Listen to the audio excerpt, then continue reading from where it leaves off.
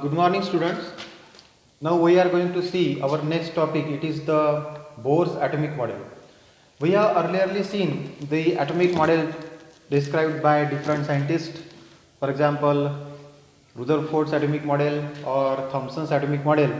But now we are going to see an atomic model developed by scientist Bohr. Bohr have developed or modified the Rutherford's atomic model by considering or by applying some concepts of quantum physics there, and modified atomic model has some postulates, we can say that, or some statements that Niels Bohr have presented, which will describe or confirms the Rutherford's atomic model, and he has done some necessary modifications in that by taking the help of that quantum mechanics or quantum physics branch of the physics. Okay, now there are three postulates made by Niels Bohr, and they are: postulate number one is that for the electrons revolve around the nucleus in circular orbits. म्हणजे electron जो आहे तो न्यूक्लियसच्या भोवती circular ऑर्बिटमध्ये फिरत राहतो. This is same as the Rutherford's model. हे काय आहे? हे रुदरफोर्ड मॉडेलपेक्षा बिलकुल जसच्या तसंच म्हटलेलं आहे. जसं त्यामध्ये म्हटलं होतं तसच्या तसंच म्हटलेलं आहे. फक्त त्यामध्ये फरक एवढाच म्हटला आहे की नेसेसरी सेंट्रिपिटल फोर्स जे आपण म्हणतो ते जे न्यूक्लियस आणि म्हणजे न्यूक्लियस ज्याच्यामध्ये पॉझिटिव्ह चार्जेस असतात, न्यूक्लियस आणि जो इलेक्ट्रॉन असतो ज्याच्यामध्ये निगेटिव्ह चार्जेस असतात, तो फिरताना त्याच्यामध्ये जे काही इलेक्ट्रोस्टॅटिक फोर्स ऑफ अट्रॅक्शन राहतं, पॉझिटिव्ह आणि निगेटिव्ह चार्जेसच्या मधात जे इलेक्ट्रोस्टॅटिक फोर्स ऑफ अट्रॅक्शन राहतं, ते इलेक्ट्रोस्टॅटिक फोर्स ऑफ अट्रॅक्शनमुळे त्याला नेसेसरी सेंट्रिपिटल फोर्स जो आहे तो प्रोव्हाइड होतो, आणि म्हणून ते जे इलेक्ट्रॉन्स आहेत ते सर्क्युलर मोशन करू शकतात. आपण 11th सर्क्युलर मोशन म्हणजे काय ते पाहिलेलं आहे. त्यामध्ये त्याप्रमाणे आपण या ठिकाणी ते अप्लाय केलेलं आहे त्यांनी, आणि त्यानुसार त्याला सेंट्रिपिटल फोर्स जो आहे नेसेसरी तो electrostatic force of attraction between the nucleus and positively charge nucleus and negatively charge electrons, they are providing the necessary centripetal force. लक्षात आलं की? म्हणून ते गोल फिरत असतात. असं त्यामागचं कारण जे आहे ते रुदरफोर्डच्या मॉडेलमध्येच सांगितल्याप्रमाणेच त्याचं कारण जे आहे तेच फक्त यांनी नील बोरने त्याच्या या पहिल्या पॉस्ट्युलेटमध्ये सांगितलं. दुसरं पॉस्ट्युलेट असं म्हटलेलं आहे, radius of the orbit of an electron fixed volume. म्हणजे काय? ज्या इलेक्ट्रॉनच्या ऑर्बिटची जी रेडियस आहे ती इंटिग्रल मल्टिपल ऑफ h/2π एवढ्या प्रमाणात असते असं म्हटलं आहे. h म्हणजे प्लँक्स कॉन्स्टंट आणि 2π ची व्हॅल्यू आपल्याला माहीतच आहे, बरोबर आहे की नाही? म्हणजे अँग्युलर मोमेंटम रेडियस म्हणजे काय? Radius of the orbit of an electron can only take certain fixed values such that angular momentum of the electron in these orbits is an integral multiple of h/2π where h is the Planck's constant. म्हणजे angular momentum जे आहे ते h/2π एवढं असते, जिथे h हे काय? Planck's constant आहे, आणि आपल्याला रेडियसच्या व्हॅल्यू याच्यानुसारच आपल्याला अँग्युलर मोमेंटमच्या व्हॅल्यूनुसार फिक्स करून त्या सांगता येतात असं त्यांनी सांगितलेलं आहे. लक्षात आलं की नाही? तर यानुसार दुसरं जे पॉस्ट्युलेट आहे, यानुसार क्लासिकल फिजिक्समध्ये जसं डिमांड केलेलं होतं त्याप्रमाणे रेडिएशन्स इमिट होत असतात, परंतु हे रेडिएशन जे आहेत ते डिफरंट ऑर्बिट्सनुसार त्यांच्या डिफरंट व्हॅल्यूज ज्या आहेत अँग्युलर मोमेंटमच्या त्या मिळत असतात, आणि म्हणून त्यांच्या एनर्जीच्या व्हॅल्यूज पण वेगवेगळ्या असतात. लक्षात आलं की नाही? तर अशा प्रकारचे जे ऑर्बिट्स आहेत त्यांना स्टेबल ऑर्बिट्स असं म्हटलं जाते, आणि स्टेबल ऑर्बिट्स हे इलेक्ट्रॉन्स त्यांच्यामध्ये फिरत असतात, आणि ते इलेक्ट्रॉन्स याच ऑर्बिटमधून ट्रान्झिशन करताना इमिशन करत असतात असं त्यांनी सांगितलं आहे. हे थोडंसं मॉडिफिकेशन त्यामध्ये त्यांनी केलं. आणि सेकंड जो हा पॉस्ट्युलेट आहे याच्यामध्ये जे h/2π हे जे काही सांगितलेलं आहे हे कम्प्लिटली मॉडिफाईड आहे आपल्या अँग्युलर मोमेंटमसाठी असणारी व्हॅल्यू. थर्ड पॉस्ट्युलेट त्यांनी जे सांगितलं, electron can make transition from one of its orbit to another orbit having lower energy. In doing so it emits a photon of energy equal to the difference in its energies in the two orbits. म्हणजे काय आहे की जेव्हा electron हा higher energy लेवलला jump करेल आणि higher energy लेवलपासून तर लोअर एनर्जी लेवलला येईल, त्याप्रमाणे तो हायर एनर्जी लेवलपासून खाली येताना काय करत असतो, तर इमिशन ऑफ इलेक्ट्रॉन्स करत असतो. इमिशन ऑफ काही स्पेक्ट्रम, काही एनर्जी जो आहे काही प्रमाणात ती इमिट करत असते. ती फोटॉनच्या स्वरूपात इमिट होते आणि तो दिसतो आपल्याला, म्हणजे लाईट जो आहे तो आपल्याला दिसतो त्याप्रमाणे, असं त्यांनी सांगितलं. याच्यामध्ये वेगवेगळ्या व्हॅल्यूज पण असू शकतात वेव्हलेंथच्या, त्या आपण पुढे पाहणारच आहोत.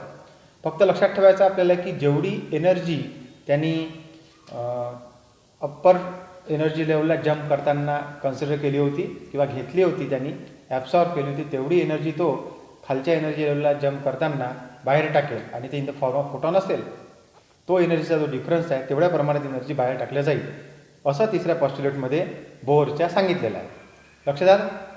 Now we are going to learn how to calculate the radius, velocity or energy of the electron, radius of its circular orbit, its energy and velocity of its circular motion. Okay, now these can be calculated using these first two postulates of the Bohr's theory. म्हणजे बोर्सच्या atomic मॉडेलच्या जे काही 3 पॉस्ट्युलेट्स आहेत त्यातले पहिले 2 पॉस्ट्युलेट्स जे आहेत ते वापरून आपण हे काढू शकतो. वेलॉसिटी, रेडियस आणि एनर्जी ऑफ द इलेक्ट्रॉन आपल्याला काढता येते.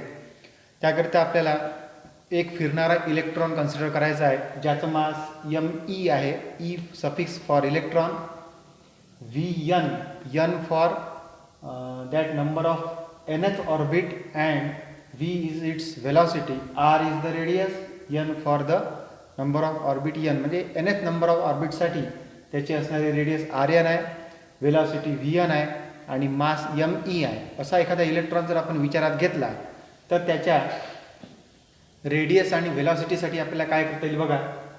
आपल्याला माहीत आहे की angular momentum of the electron in circular motion can be calculated आहे. आपण सर्क्युलर मोशनमध्ये शिकलेलो आहे की अँग्युलर मोमेंटम आपल्याला mvr याप्रमाणे लिहिता येते आणि म्हणून आपण इथे लिहू m into v into r, that m is the mass of electron, therefore it is me, vn and rn. mvr gives the value of angular momentum that we are previously we are going to denote it by L, capital L. Okay, आता angular momentum आपण काढलेला आहे. आपल्याला second postulate आठवायचा आहे. Second पॉस्ट्युलेटनुसार angular momentum of this orbit is directly proportional और it is equal to integral multiple of h upon 2pi. that integral multiple is n. therefore we can write angular momentum is equal to nh upon 2pi where n is the principal quantum number denoting the number of the orbit. म्हणजे ऑर्बिटचा number तो दाखवतो, त्याला principal quantum number असं सुद्धा म्हणतात. तर second पॉस्ट्युलेटनुसार me, vn, rn हे आपण लिहिलं आहे angular momentum equal to nh upon 2pi असं लिहिलेलं आहे. बरोबर आहे. आता याच्यावरून मला vn आणि rn दोन्ही व्हॅल्यू मिळतात, पण पहिल्या पॉस्ट्युलेटनुसारच्या व्हॅल्यू त्यामध्ये आपण पुट करून बाकीच्या व्हॅल्यू मिळवू. जसं काही आता इथे मी याच्यावरून vn काढू शकतो, तर vn is equal to nh upon 2pi असते असं, आणि me इंटू rn हे मल्टिप्लिकेशनमध्ये असल्यामुळे त्यामुळे इथे डिवाइडमध्ये जाईल, त्यामुळे 2pi into me into rn असं येईल. या vnच्या व्हॅल्यूला समजा इक्वेशन नंबर 1 म्हटलं आपण, तर आता आपल्याला दुसरं पॉस्ट्युलेट जर लावायचं आहे, पहिलं पॉस्ट्युलेट जे लावायचं, पहिला पॉस्ट्युलेट आपल्याला सर्क्युलर मोशनबद्दल सांगतो आणि नेसेसरी सेंट्रिपिटल फोर्स जो काही प्रोव्हाइड केला जातो तो म्हणजे electrostatic force of attraction between electron and positively charge nucleus असं आपल्याला माहीत पडते. पहिल्या पॉस्ट्युलेटनुसार आपल्याला माहीत आहे की इलेक्ट्रॉन्स हे काय करतात, सर्क्युलर ऑर्बिटमध्ये फिरत असतात आणि नेसेसरी सेंट्रिपिटल फोर्स जो काही सर्क्युलर मोशनसाठी आवश्यक आहे इलेक्ट्रॉनच्या फिरण्यासाठी तो कोण प्रोव्हाइड करतं, तर मग electrostatic force of attraction between negatively charge electron which are revolving and positively charge nucleus containing the protons. म्हणजे नेसेसरी सेंट्रिपिटल फोर्स जो काही आपल्याला आवश्यक आहे तो कोणता तरी फोर्स प्रोव्हाइड करत असला पाहिजे, त्यानुसारच सर्क्युलर मोशन होते, अन्यथा झाली नसते. तर तो आहे force of attraction between electrons and nucleus. म्हणून मी असं लिहिलेलं आहे इथे की necessary centripetal force is equal to that electrostatic force between the electrons and protons और electrons and neutrons. So if Z is the atomic number or number of electrons, then we can write the electrostatic force as electrostatic force आपल्याला लिहिता येते number of इलेक्ट्रॉन्ससाठी. त्याला number of इलेक्ट्रॉन्सने आपण multiply करू. एका इलेक्ट्रॉनमुळे असणारा force त्याला आपण नंबर ऑफ इलेक्ट्रॉन्सनी मल्टिप्लाय करू म्हणजे आपण झेडनी मल्टिप्लाय करू. आणि अशा प्रकारे मला असं म्हणता येते की E² अपॉन 4πε0r². आठवा आपण हे शिकलेलो आहे force due to electric field और electrostatic force of attraction due to one electron. समजा आपण एक चार्ज पार्टिकल इलेक्ट्रॉन इथं घेतला तर नंबर ऑफ इलेक्ट्रॉन्स हे ॲटॉमिक नंबर प्रमाणे म्हणजेच कॅपिटल झेड एवढे असतील. म्हणून मग आपण इथे capital Z into that value of electrostatic force असं लिहिलेलं आहे. इलेक्ट्रोस्टॅटिक फोर्स आपण इलेक्ट्रोस्टॅटिक्समध्ये शिकलेलो आहे, तो तिथून आठवायचा तुम्हाला.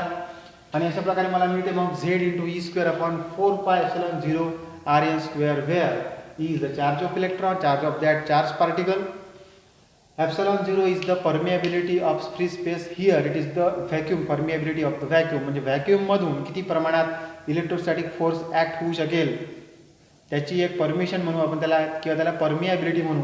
त्याला आपण काय म्हणतो एप्सिलॉन 0 असं म्हणतो. आणि एप्सिलॉन आपण कोणाकडे घेत असतो जिथे कोणतं तरी मीडियम आहे त्याची ती परमिटिव्हिटी असं आपण घेत असतो, परमिएबिलिटी असं आपण घेत असतो.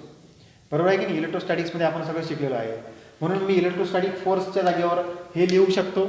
आणि जे काही नेसेसरी सेंट्रिपिटल फोर्स आपण म्हटलेलं आहे, centripetal force is given bye mv² upon r and therefore mv² upon r. Therefore m is the mass of electron, it is me.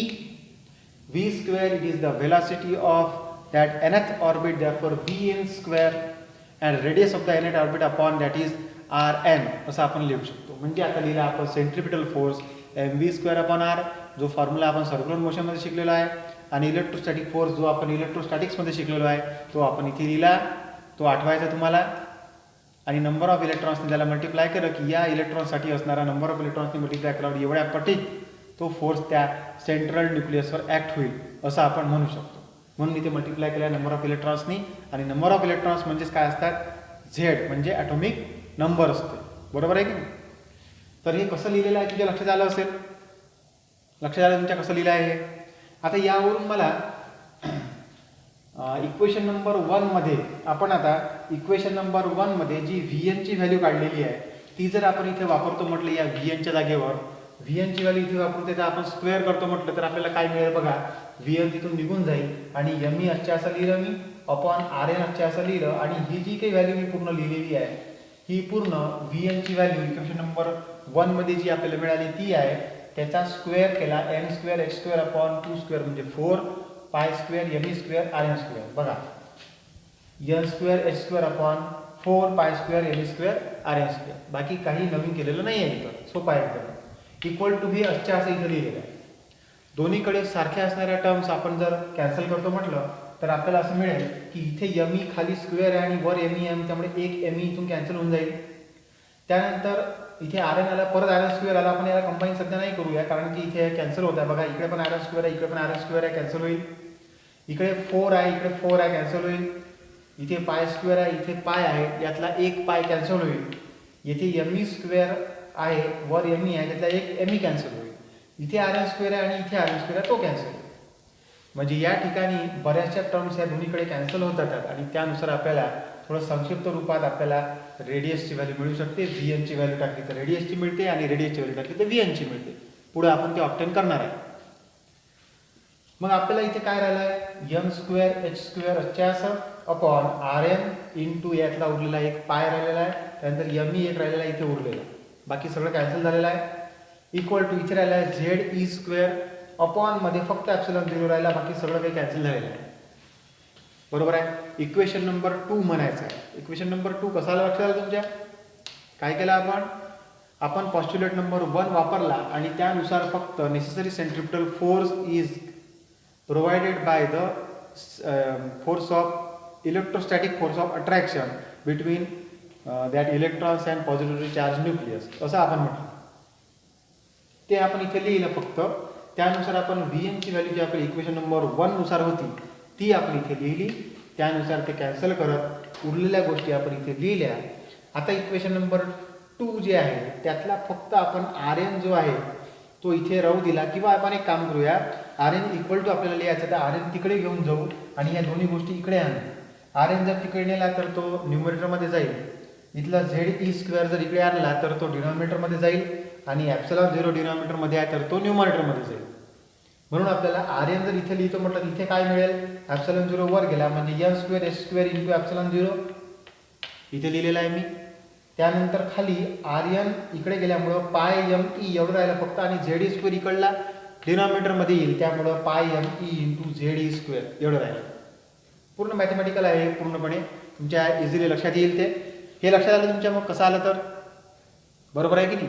इथे काय राहिलं मग N square S square upon R N pi M E पैकी R N गेल्यावर एवढंच राहिलं फक्त इथे लिहिलं, आणि इथलं जे आहे ते इकडे लिहिलं, फक्त ते रिसिप्रोकल करून लिहिलं, कारण की इकडे त्यांना डिनॉमिनेटरचा न्यूमरेटर आणि न्यूमरेटरचा डिनॉमिनेटर होईल म्हणून.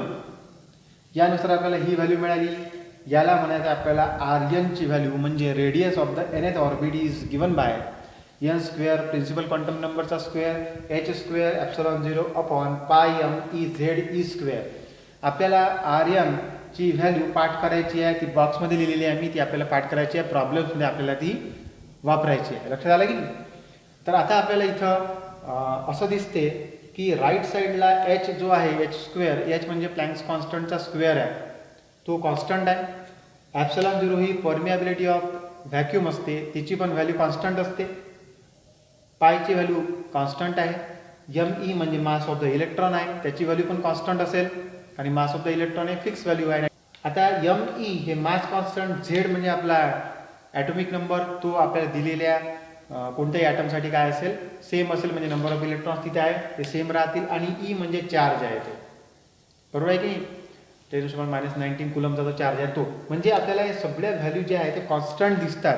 म्हणजे ह्या सगळ्या व्हॅल्यू ज्या आहे इथून एवढ्या ह्या आपल्याला कॉन्स्टंट दिसतात. These are constant.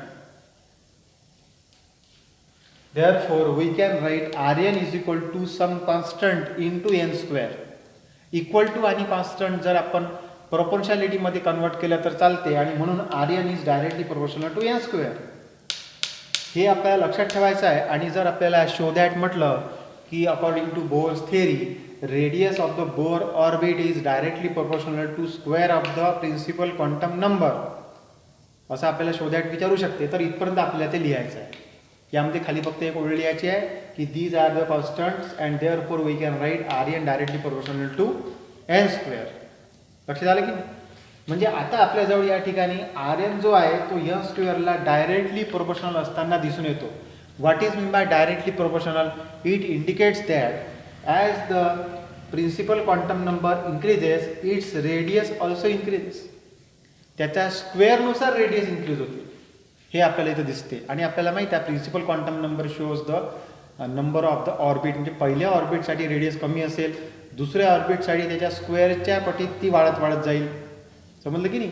Second number लिहिला तर 2चा स्क्वेअर जो राहील त्यानुसार त्याच्या रेडियसला डायरेक्टली प्रोपोर्शनल राहील. एनला नाही राहणार, त्याच्या स्क्वेअरला राहील. 3 म्हटलं तर 3च्या स्क्वेअरला राहील. म्हणजे नंबर ऑफ ऑर्बिटच्या स्क्वेअरला रेडियस डायरेक्टली प्रोपोर्शनल आहे. ऑर्बिट वाढत गेले तर रेडियस पण स्क्वेअरच्या पटीत वाढत जाईल. लक्षात आलं की. याचा अर्थ हा झाला.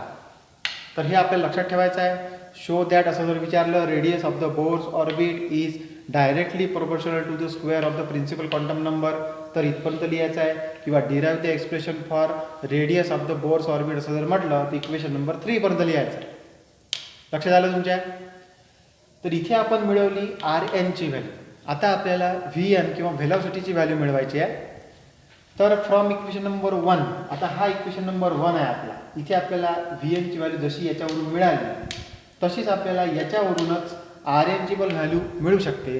जसं आपण Vn एका बाजूला घेऊन बाकी सगळ्या व्हॅल्यूज उजव्या साईडने घेतल्या होत्या सगळ्या क्वांटिटीज, त्यानुसार आपण आता इथे Rn एका बाजूला घेऊ आणि बाकीच्या व्हॅल्यूज ज्या आहेत त्या दुसऱ्या बाजूला घेऊ.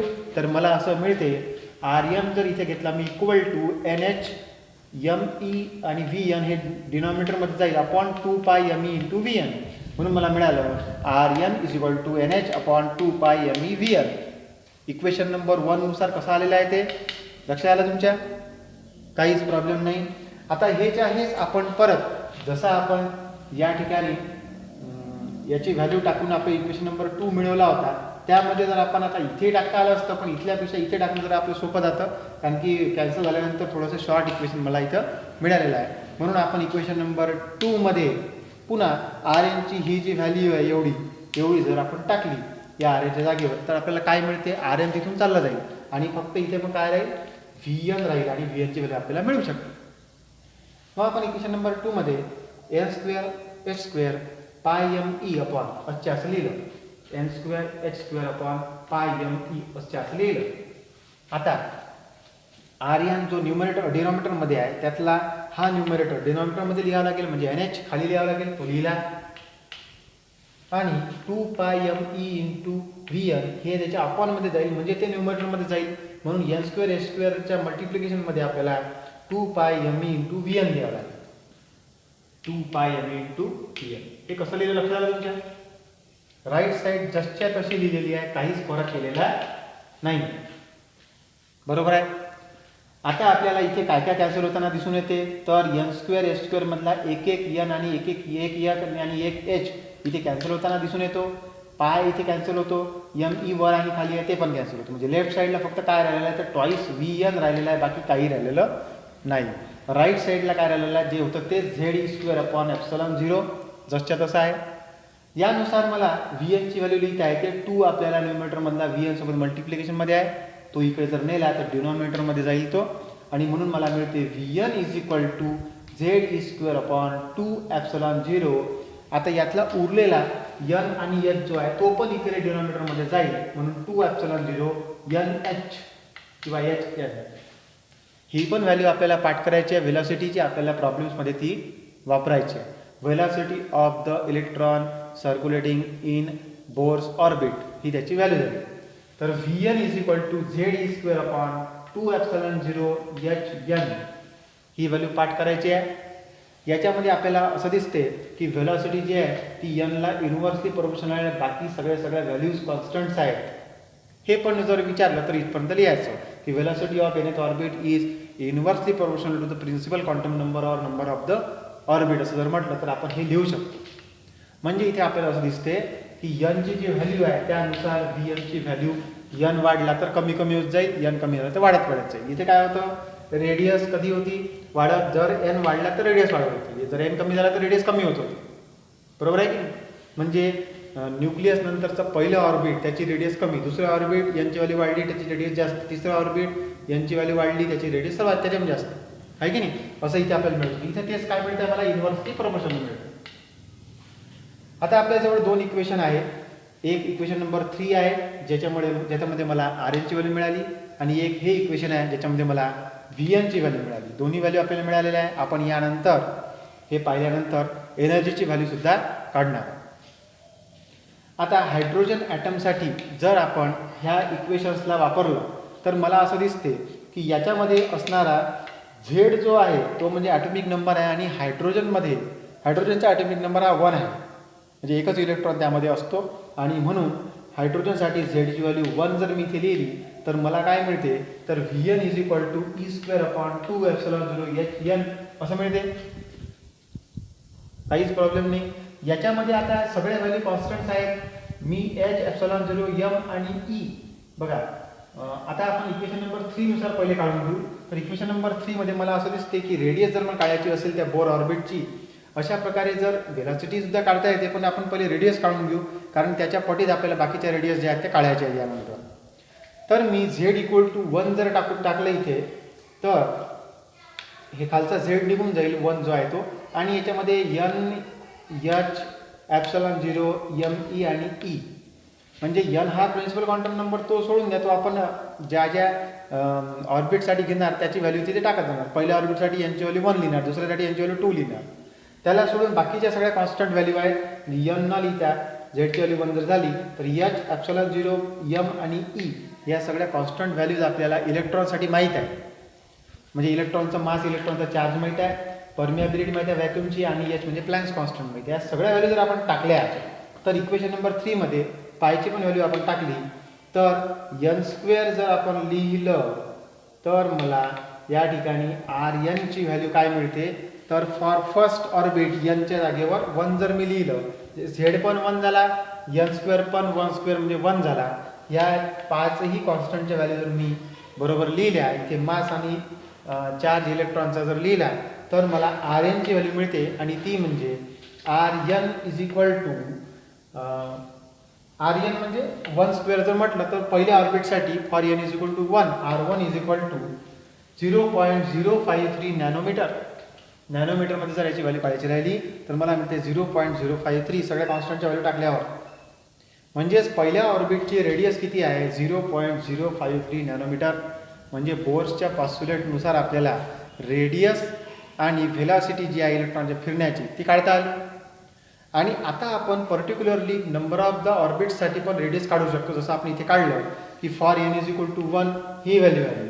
आता मी या ठिकाणी एनची व्हॅल्यू जर 2 टाकली तर मला R2 मिळेल, radius of the second orbit. एनची व्हॅल्यू 3 टाकली, रेडियस ऑफ थर्ड ऑर्बिट मिळेल. परंतु सध्या इथे हायड्रोजन ॲटम असल्यामुळे तिथे एकच इलेक्ट्रॉन आहे आणि म्हणून त्याची रेडियस म्हणजे एकाच ऑर्बिटची रेडियस असेल ते म्हणजे R1. म्हणून इथे एन इज इक्वल टू 1 साठीच काढलेला आहे. त्यानंतर ही झाली बोरची रेडियस, ज्याला आपण A0 असं म्हणू. आणि A0 मध्ये काय झालं ती एनची व्हॅल्यू 1 झाली, झेडची व्हॅल्यू पण 1 झाली. तर राहिलं h स्क्वेअर एप्सिलॉन 0 पाय m e square. h square epsilon 0 पाय m e स्क्वेअर. याला A0 असं म्हटलेलं आहे, ज्याला बोर्सची रेडियस असं म्हटलेलं आहे. आता बोर्सच्या रेडियसची व्हॅल्यू अशी घेऊन याला जर A0 म्हटलं मी, तर या ब्रॅकेटमध्ये याची व्हॅल्यू जर A0 म्हटलं तर A0 इंटू एन स्क्वेअर होईल. झेडची व्हॅल्यू तर 1च आहे. म्हणून मग या ठिकाणी आर एन एथ म्हणजे काय radius of nth orbit is equal to A0 into N square असं आपल्याला मिळेल. म्हणजे आपल्याला बोर्स ऑर्बिटची रेडियस या इक्वेशनवरून काढता येते, जी आपण काढली पहिल्या ऑर्बिटसाठी हायड्रोजन ॲटमच्या अशी काढली. बाकीच्या ऑर्बिटसाठी पण, बाकीच्या एलिमेंट्ससाठी, बाकीच्या ॲटमच्या ऑर्बिटसाठी पण सुद्धा आपण ते काढू शकतो. ते आपण यानंतर काढणार आहे. तर पेज नंबर 327 पूर्णपणे हे डेरिव्हेशन दिलेलं आहे. त्यातल्या काही मधातल्या गोष्टी दिलेल्या नाही. काय कॅन्सल झालं, कसं झालं ते बरोबर याच्यामध्ये पाहून घ्या, याचा स्क्रीनशॉट काढून घ्या आणि यानुसार ते सॉल्व करण्याचा प्रयत्न करा. आपल्या या युनिटमधला हा एक महत्त्वाचा प्रश्न समजून आणि याच्या आधीचे जे 3 पॉस्ट्युलेट्स आपण पाहिले ते पण अत्यंत महत्त्वाचे समजून प्रिपेअर करा. आणि याच्यामध्ये विचारण्यात येणाऱ्या 3 गोष्टी अशा असतात. एक म्हणजे रेडियसचं एक्सप्रेशन, दुसरं म्हणजे प्रोपोर्शनॅलिटी रेडियसची आणि तिसरं म्हणजे व्हेलॉसिटी आणि चौथं म्हणजे हायड्रोजन ॲटमची रेडियस किंवा बोर्स रेडियस असं म्हटलं तर इथपर्यंत सर्वांनी वाचून घेणे आणि हे लिहून पाहणे डेरिव्हेशन. यानंतर आपण एनर्जीसाठी पाहू. ठीक आहे.